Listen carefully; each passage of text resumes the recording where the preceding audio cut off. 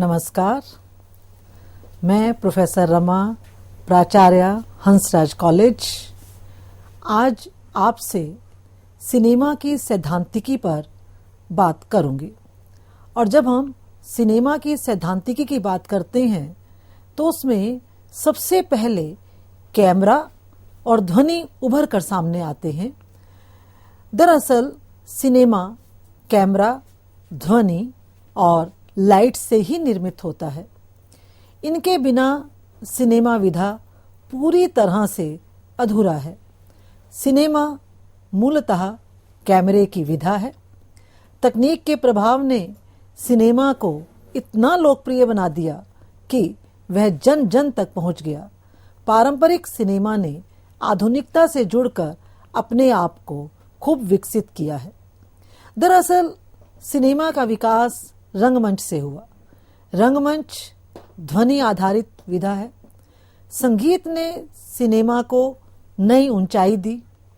आधुनिक तकनीक के जितने भी पक्ष हो सकते हैं वे सब सिनेमा के हिस्से माने जाते हैं। कैमरा, ध्वनि और लाइट ने सिनेमा को जनता के बीच इतना लोकप्रिय बना दिया कि आज पर्दे पर कुछ भी घटित होता है तो वह यथार्थ प्रतीत होता है। सबसे पहले हम देखते हैं कि कैमरा और सिनेमा में संबंध क्या है। दरअसल कैमरा लैटिन के कैमरा ऑब्सक्योरा शब्द से संबंधित है, जिसका अर्थ अंधेरा कक्ष होता है। कैमरा सबसे पहले ऑब्सक्योरा के रूप में आया। इसका आविष्कार इसकी वैज्ञानिक इब्न अल हजैन ने किया। इसके बाद अंग्रेज वैज्ञानिक रॉबर्ट रॉयल एवं उनके सहायक रॉबर्ट हुक ने 1660 के दशक में एक पोर्टेबल कैमरा विकसित किया। सन 1685 में जोहन जान ने ऐसा कैमरा विकसित किया जो सुवाह्य था और तस्वीर खींचने के लिए बहुत ही व्यावहारिक था। पहले के कैमरों में, आप लोगों को जब मैं कैमरे से जुड़ी कुछ महत्वपूर्ण बातें बताऊंगी तो आपको आश्चर्य होगा कि जो पहले के कैमरों में पीसी सीरियल पोर्ट कैमरे का प्रयोग होता था। यूएसबी आजकल का सबसे ज्यादा प्रयुक्त होने वाला तरीका है। अधिकांश कैमरे जो कि यूएसबी विपुल भंडारण के रूप में दृष्टव्य हैं। हालांकि कुछ में फायर वायर पोर्ट भी होता है। कुछ कैमरों में संयोजन के लिए यूएसबी एमएससी की बजाय यूएसबी पीटीपी मोड का प्रयोग होता है और कुछ में जबकि दोनों ही मोड उपलब्ध रहते हैं। अन्य कैमरों में ब्लूटूथ या IEEE 802 वाईफाई के माध्यम से बेतार संयोजन का प्रयोग किया जाता है, जैसे कोडक जो है इजिशियर 1 इसको माना जाता है। इसी तरह से सेलुलर नेटवर्क की दूसरी विधि के अंतर्गत एक तस्वीर को एक ईमेल संलग्नक के रूप में भेजा जाता है। सभी कैमरा फोनों में से केवल कुछ प्रतिशत कैमरा फोन में ही ईमेल की सुविधा उपलब्ध होती है, इसलिए इसका बहुत अधिक प्रयोग नहीं होता है। साथियों, एक सामान्य विकल्प के रूप में कार्ड रीडर का प्रयोग होता है, जो कई प्रकार के भंडारण माध्यमों को पढ़ने में सक्षम हो सकता है और साथ ही साथ यह कंप्यूटर में डेटा के तीव्र गति से होने वाले स्थानांतरण को भी पढ़ने में सक्षम होता है। कार्ड रीडर के प्रयोग से डाउनलोड की प्रक्रिया के दौरान कैमरा की बैटरी के नष्ट होने से भी बचा जा सकता है, क्योंकि वर्तमान समय में जब हम किसी भी तरह की तकनीक का प्रयोग करते हैं तो उसमें हमारी कोशिश होनी चाहिए कि हम कम से कम बैटरी का प्रयोग करें और बैटरी हम जितनी बचा सकें उतना हमारे लिए अच्छा रहता है। और क्योंकि यह उपकरण यूएसबी पोर्ट से शक्ति या बिजली प्राप्त करता है, एक बाहरी कार्ड रीडर की सहायता से भंडारण माध्यम के संग्रह से चित्रों को सीधे अभिगमित करने में सुविधा होती है। लेकिन यदि केवल एक भंडारण कार्ड प्रयोग में है तो कैमरे और रीडर के बीच इसे आगे पीछे हिलाने डुलाने से असुविधा का सामना भी करना पड़ सकता है। विकिपीडिया पर बताया गया है कि कैमरा प्रकाशीय युक्ति है जिसकी सहायता से कोई स्थिर छवि यानी फोटोग्राफ या चलचित्र यानी मूवी या वीडियो खींचा जा सकता है। कैमरे की परिभाषा देते हुए कहा गया है कि एक कैमरा एक ऑप्टिकल उपकरण है जो छवियों को रिकॉर्ड करता है, जिन्हें सीधे संग्रहित किया जा सकता है, दूसरे स्थान पर प्रेषित भी किया जा सकता है, या दोनों इन छवियों को अभी भी तस्वीरें या वीडियो या चलचित्र जैसी चलती छवियों के द्वारा हो सकता है। शब्द का कैमरा शब्द कैमरा यानी ओब्सकुरा से आता है।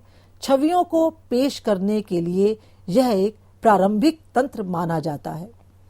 आधुनिक कैमरा ओब्सकुरा से विकसित होता हुआ कैमरे का काम मानव आंख के काम काज जैसा है। कैमरा एक ऑप्टिकल यंत्र है जिसका उपयोग फोटो को रिकॉर्ड करने के लिए किया जाता है। उनके सबसे मूल में कैमरे छोटे छेद यानी एपर्चर के साथ सील बक्से जो कि कैमरे की बॉडी मानी जाती है जो प्रकाश संवेदनशील सतह आमतौर पर फोटोग्राफिक फिल्म या डिजिटल सेंसर माना जाता है पर एक छवि को कैप्चर करने के लिए प्रकाश करते हैं। कैमरे के पास विभिन्न तंत्र हैं जो यह नियंत्रित करते हैं कि प्रकाश संवेदनशील सतह पर कैसे गिरता है।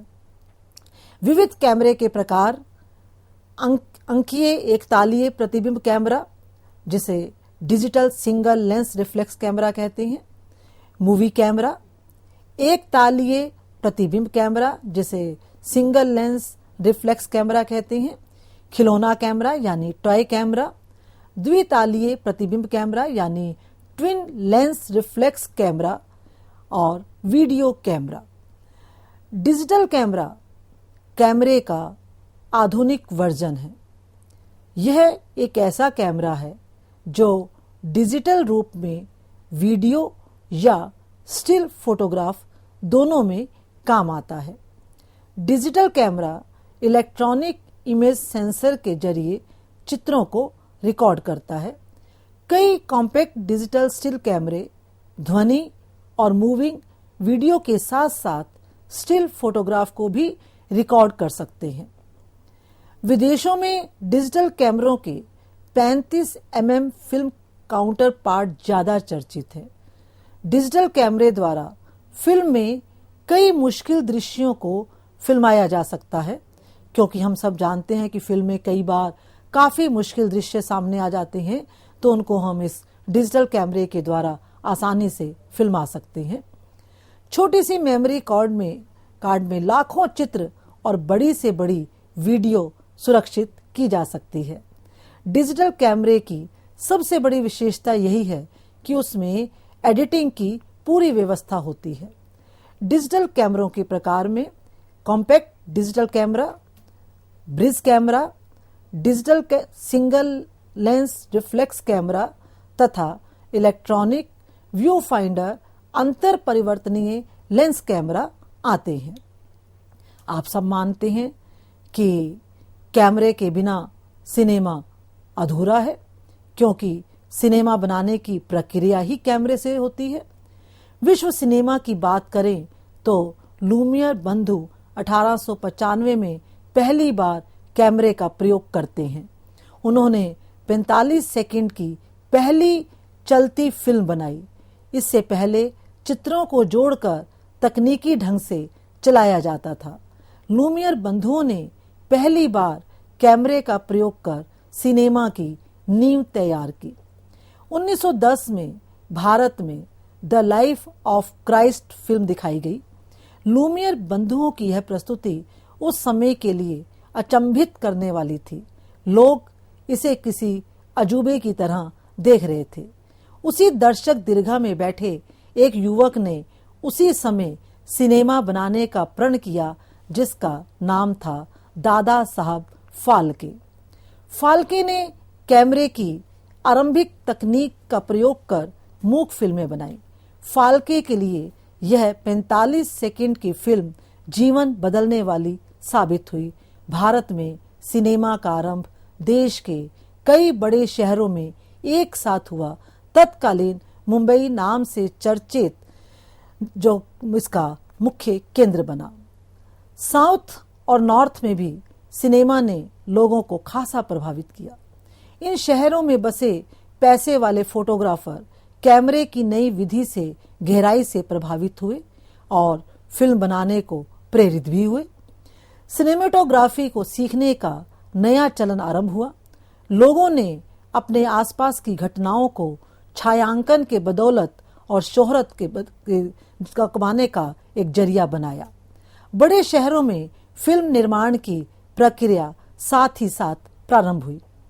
1897 से 1912 तक चित्रवृत्तों द्वारा कैमरे का खूब प्रयोग हुआ।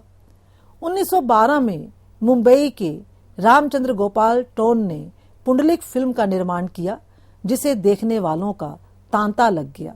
महाराष्ट्र के विख्यात हिंदू संत के जीवन पर आधारित इस फिल्म में नासिक के नाट्य मंडली के नाटककारों ने ही अभिनय किया।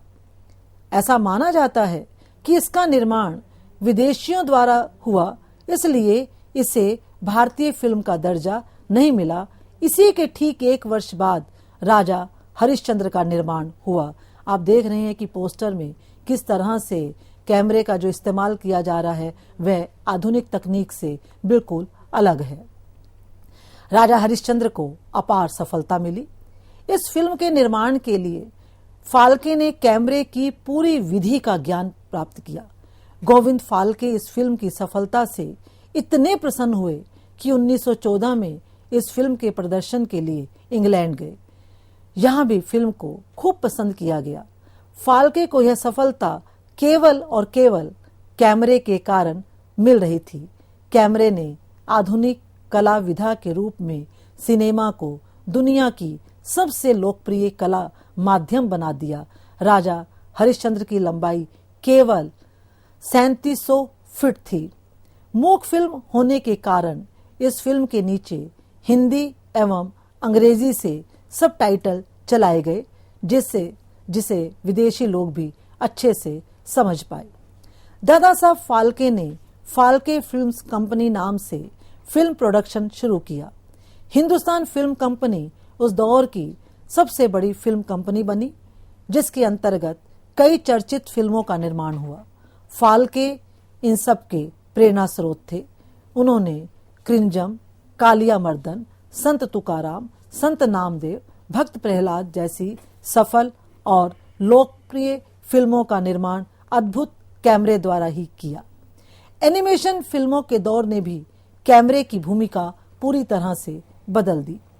Telefilms, Shemaroo films, Sony, Sahara one motion pictures, UTV motion pictures जैसी प्रतिष्ठित कंपनियों ने वोल्ट डिज्नी स्टूडियो के साथ कई एनिमेशन फिल्मों का निर्माण किया। इसमें रोड साइड रोमियो पहली एनिमेशन फिल्म है। एनिमेशन फिल्में मूलतः पौराणिक चरित्रों और पंचतंत्र के आधुनिक संदर्भों पर बनाई जाती हैं, जिसका उद्देश्य बच्चों का मनोरंजन करना और उन्हें साथ ही साथ शिक्षित करना भी होता है। हनुमान तथा Hanuman return Percept picture, Buddha, Bal Ganesha, coffee break pictures, Ghatotkacha, Shemaroo films जैसी फिल्मों ने बड़ी सफलताएं प्राप्त की। भारत में पहली एनिमेटेड फिल्म 23 जून 1934 को गुनामय बनर्जी के निर्देशन में बनी। पी ब्रदर्स नामक इस फिल्म को जो न्यू थिएटर्स लिमिटेड ने बनाया।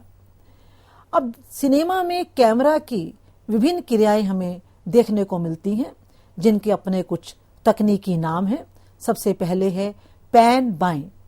बाएं ओर इशारा करते हुए सेल के ऊपर और नीचे तीरों से संकेत मिलता है कि कैमरे को क्षैतिज रूप से बाईं ओर ले जाना चाहिए। दूसरा है पैन राइट, यानी सेल पॉइंटिंग के ऊपरी और निचले भाग पर तीर सही इंगित करता है कि कैमरे को क्षैतिज रूप से दाईं ओर ले जाना चाहिए। इसके बाद आता है जूम इन। आप देखिएगा कि कैमरे में इन तकनीकी शब्दों का प्रयोग किया जाता है। जूम इन, कैमरे के लिए जूम इन करने के लिए 4 इनवर्ड पॉइंटिंग तीर सिग्नल होते हैं। पूरे दृश्य को शामिल करने से केंद्र में जूमिंग दिखाई देती है। 4 तीर दृश्य के किसी भी भाग में किसी क्षेत्र विशेष पर जूम का सुझाव देने के लिए रखे जा सकते हैं। अगला है जूम आउट, यानी कैमरे के लिए जूम आउट करने के लिए 4 बाहरी दिशा तीर सिग्नल्स। सिनेमा में कैमरा के शॉट्स भी होते हैं, जिनमें सबसे पहला है एक्सट्रीम क्लोजअप शॉट। इस शॉट में विषय के शरीर के किसी एक हिस्से के बारे में अत्यधिक विस्तार से बताया जाता है। लोगों के लिए ईसीयू का उपयोग भावनाओं को व्यक्त करने के लिए किया जाता है। अगला है क्लोजअप शॉट, यानी इस शॉट में विषय की एक विशेषता या किसी भाग को पूरे फ्रेम में रखते हैं। किसी व्यक्ति के करीब होने का अर्थ आमतौर पर उसके चेहरे का करीब होना है। उसके बाद आता है मिड क्लोजअप।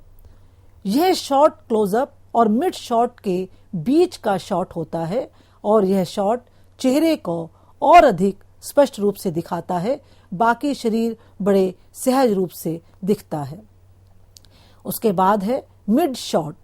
इसमें विषय के कुछ हिस्से को और अधिक विस्तार से दिखाया जाता है, जिससे दर्शकों को महसूस होता है कि वे जिस विषय को देख रहे हैं वह फ्रेम में पर्याप्त दिखाई दे रहा है। वास्तव में यह एक धारणा है कि अगर आप एक सामान्य वार्तालाप कर रहे हैं तो आप एक नजर में एक व्यक्ति को कैसे देखेंगे।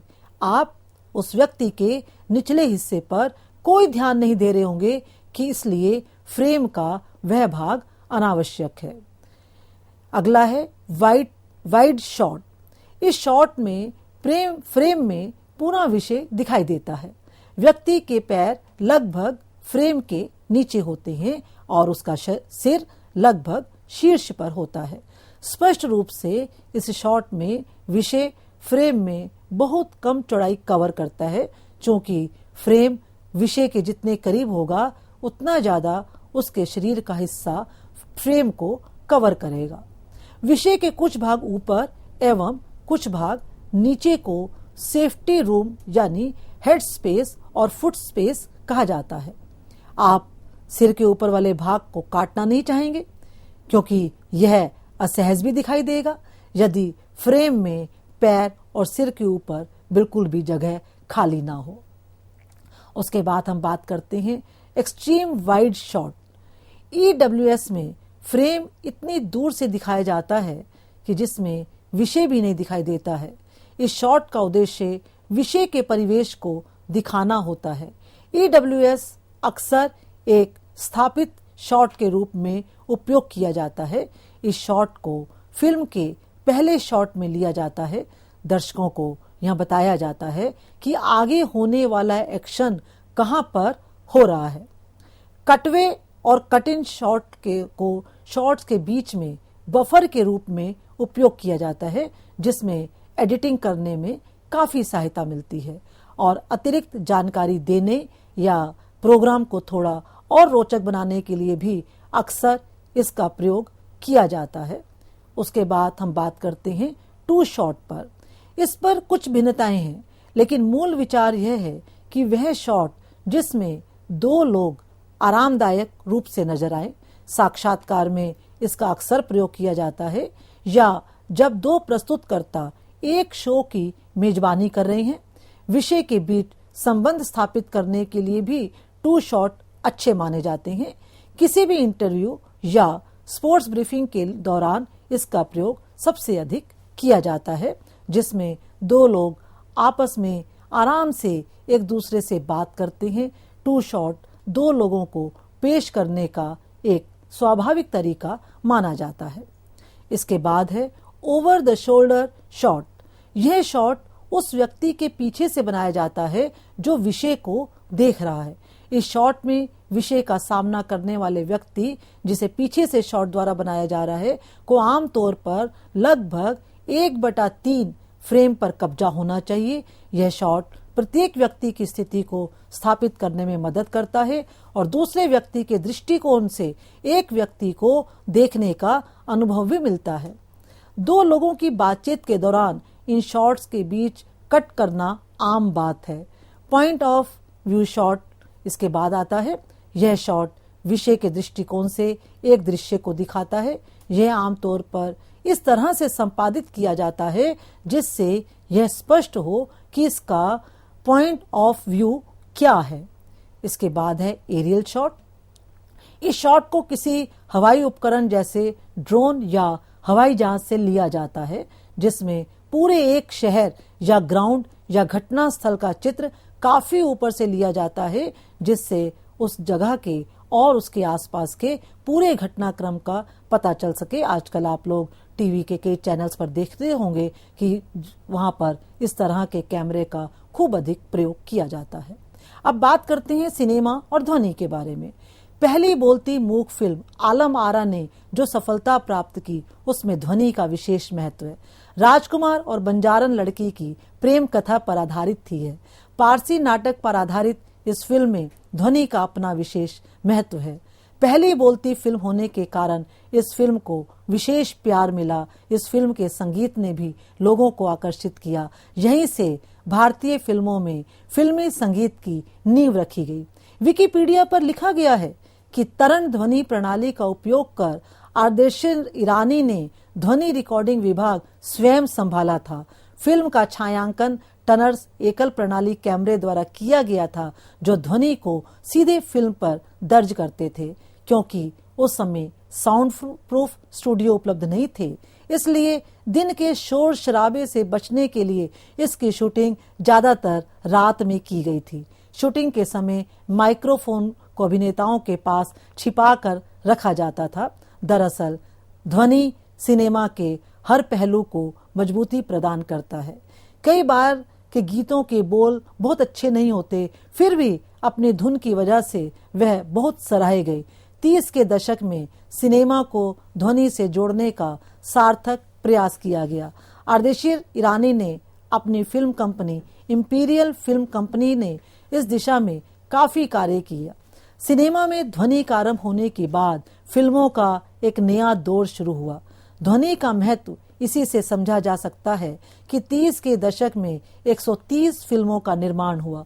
1931 में लगभग 27 फिल्में बनी। आलम आरा के गीतों की सफलता के बाद इसका प्रभाव इतना अधिक हुआ कि 1932 में बनी फिल्म इंद्र सभा में 70 गाने थे। यहाँ से पार्श्व गायन का आरंभ हुआ, जो सिनेमा के लिए निर्णायक साबित हुआ। इसके बाद कई फिल्में केवल ध्वनि के प्रभाव से ही सफल हुईं।